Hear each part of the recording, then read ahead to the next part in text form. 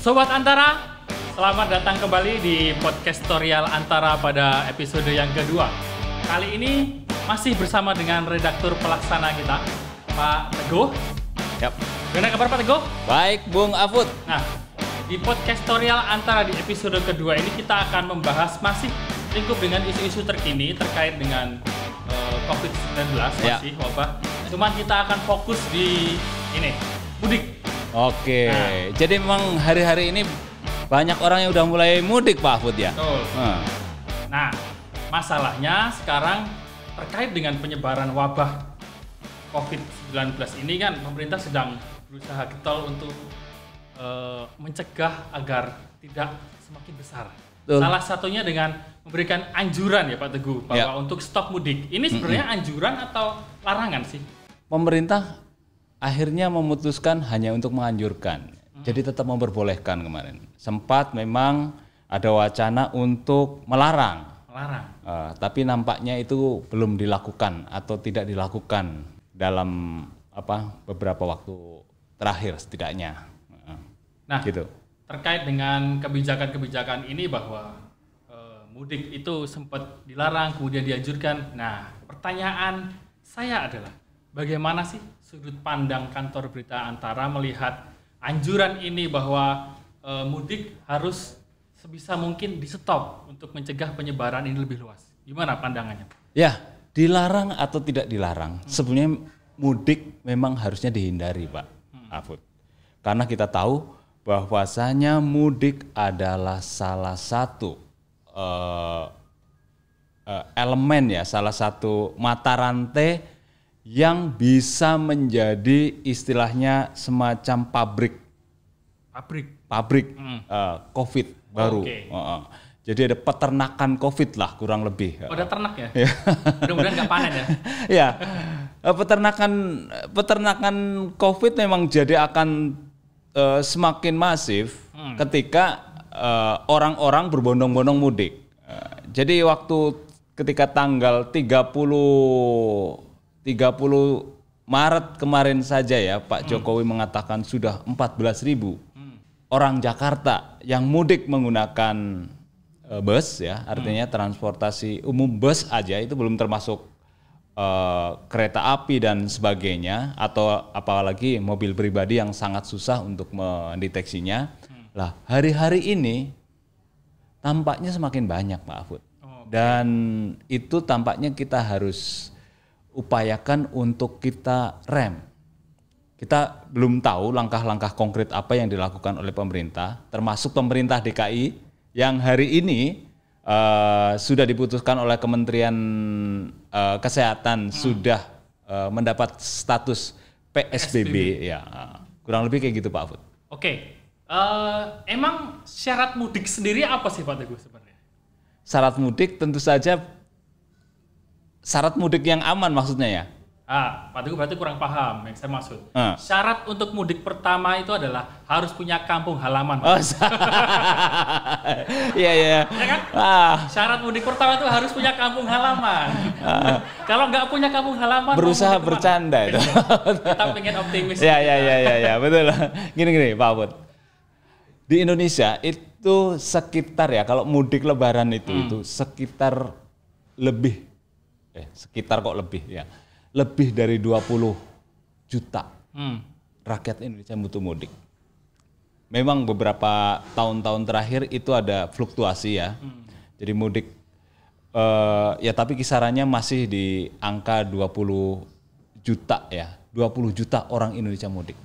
Bayangkan jika terjadi itu pada besok ya, katakanlah berbondong-bondong Lebaran, kita masih membiarkan ya, atau tidak ada anjuran sama sekali untuk tidak mudik, membiarkan orang-orang tetap mudik sebagaimana hari raya Idul Fitri seperti tahun-tahun yang lalu, berarti akan ada pergerakan sekitar 20 juta masyarakat Indonesia yang itu artinya ada peternakan yang sangat besar terhadap COVID ini. Meskipun mudah-mudahan pada saat Juni ya, besok ya, ketika orang-orang mulai melaksanakan Idul Fitri, Juni atau Mei Pak? Juni. Benar nih ya. Insya Allah. Nanti kita cek lagi ya. Jadi ketika orang-orang udah mulai mudik pada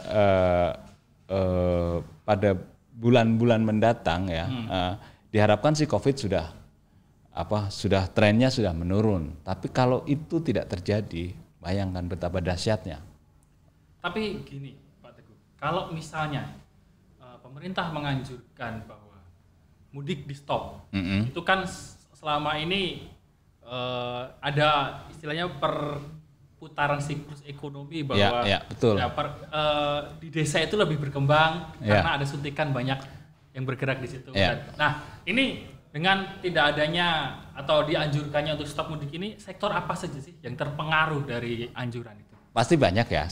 Sektor transportasi paling yang paling terkena dampaknya ya. Tentu saja. Hari-hari ini pun sebetulnya sektor transportasi, sektor pariwisata terutama yang sangat terkena dampaknya akibat mudik tidak dilakukan.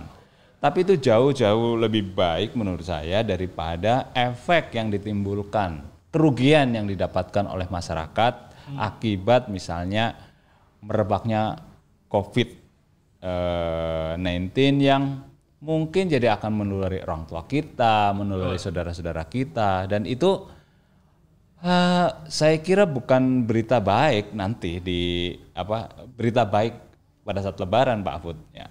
Kan Lebaran kita pengennya berita baik, Pak Afud. Ya, betul.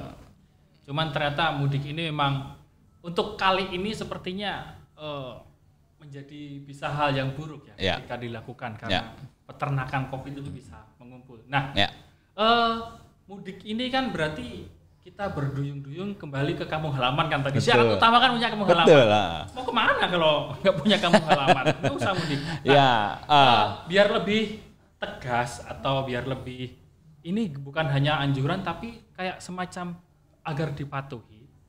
Apakah ada upaya pemerintah untuk membuat kebijakan atau pembatasan atau seperti apa untuk ini Bung biar masyarakat itu lebih mematuhi anjuran ini?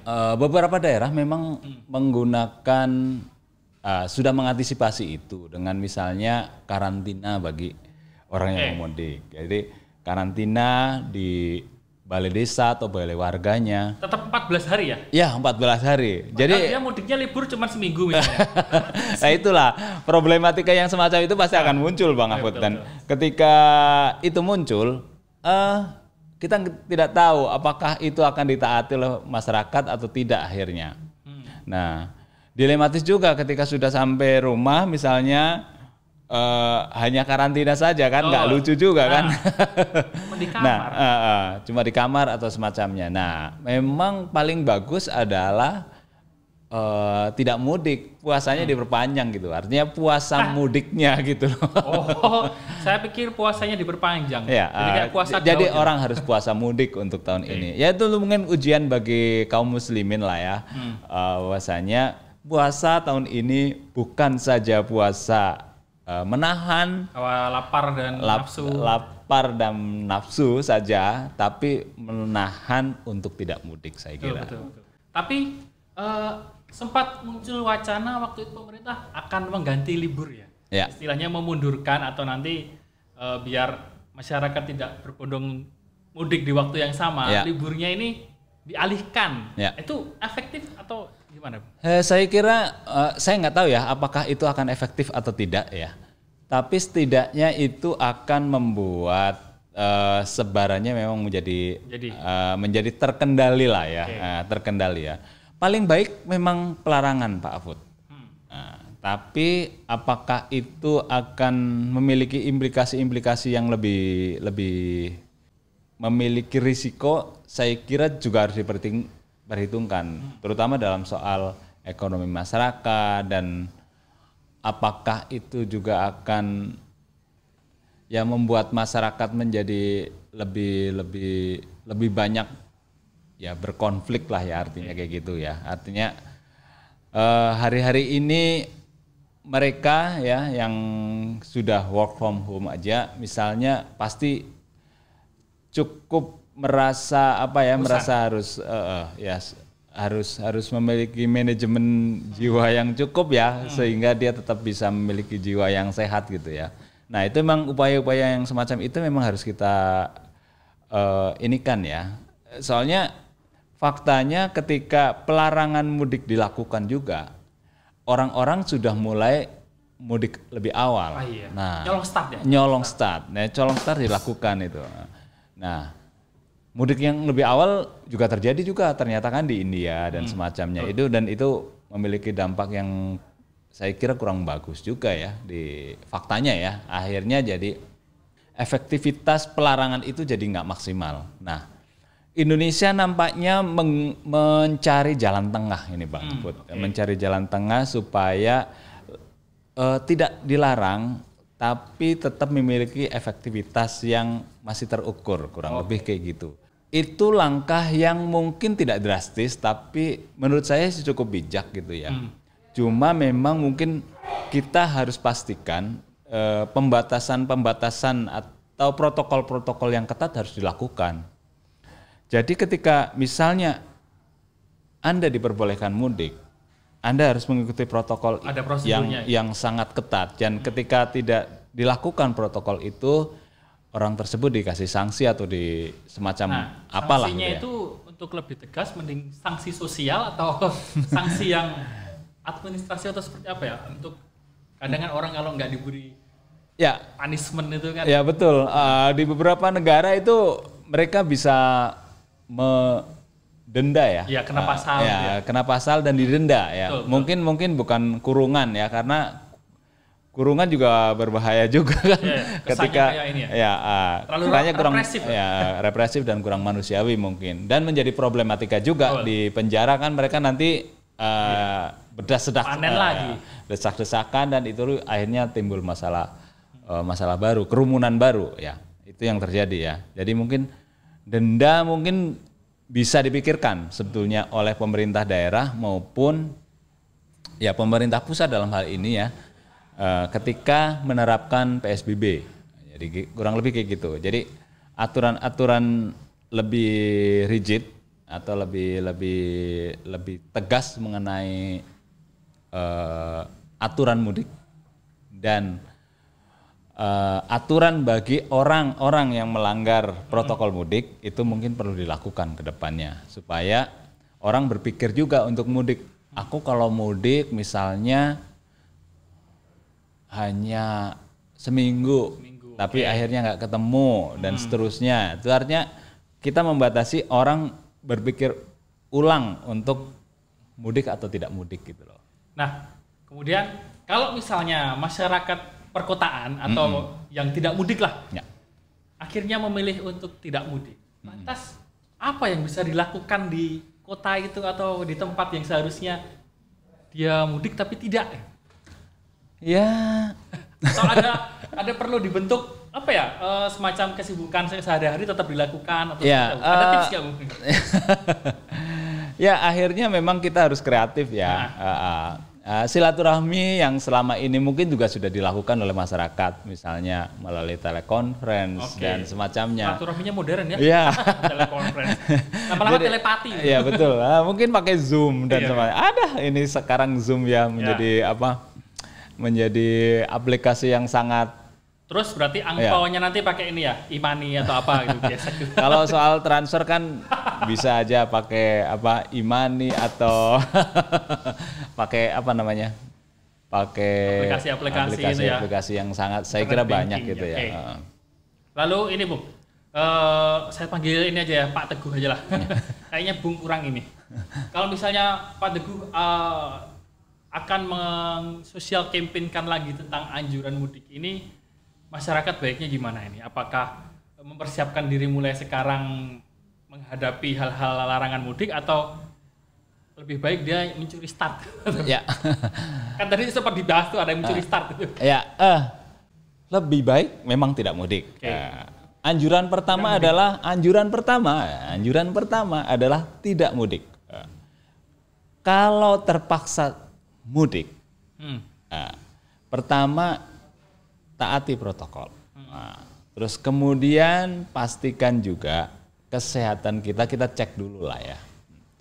Rapid test hari-hari ini sudah mulai banyak dilakukan dan mudah-mudahan pada saat saatnya kita mudik nanti kita bisa melakukan tes sehingga kita betul-betul kita pastikan kita mungkin dalam keadaan bersih ya, sehingga ke sana betul-betul tidak membawa atau carrier, tidak membawa virus. Kasihan keluarga kita yang di rumah ya. Betul. Terus kemudian saya kira bagus juga ketika setelah misalnya masa karantina di sana, kamar juga dipisah dengan jadi ada barikade ya, semacam sekat lah ya yang bisa membuat karantina mandiri di rumah masing-masing juga. Jadi bagaimanapun interaksi antara kita misalnya dengan orang tua kita yang mungkin ya tingkat ketertularannya tinggi sehingga tingkat rentan ya. Ya, mereka rentan padahal mereka kan ketika orang tua kan berarti memiliki tingkat kerentanan yang lebih serius daripada kita-kita yang muda. Saya nggak muda ya Pak Fud. Saya sih masih muda Pak Teguh. Dikit lah. Ya kurang lebih kayak gitu ya. Jadi tingkat kerentanannya makin tua kan makin berbahaya saya kira. Oke, tepuk tangan dong sobat-sobat Antara. Dan demikianlah podcastorial kita pada episode kedua kali ini, bahwa ternyata anjuran terbaik dari pemerintah itu adalah memberikan anjuran bahwa kita untuk stop mudik ya. Pak Teguh. Bahwa kita sayang juga dengan keluarga di rumah, tapi puasa kita kalau kata Pak Teguh, puasa juga rindu sama orang tua harus ditahan dulu. Ya. Itu kan Pak Teguh. Betul. Baiklah, sobat-sobat Antara, terima kasih telah menyaksikan atau mendengarkan podcastorial Antara. Ya. Tetap scroll berita yang menarik dari kita, antaranews.com. Ya. Stay di rumah, work from home, ya. Biar kita yang mengabarkan ke rumah Anda. Oke, ya. Selamat tinggal semuanya. Sampai ya. ketemu di episode selanjutnya. Ya. Dah.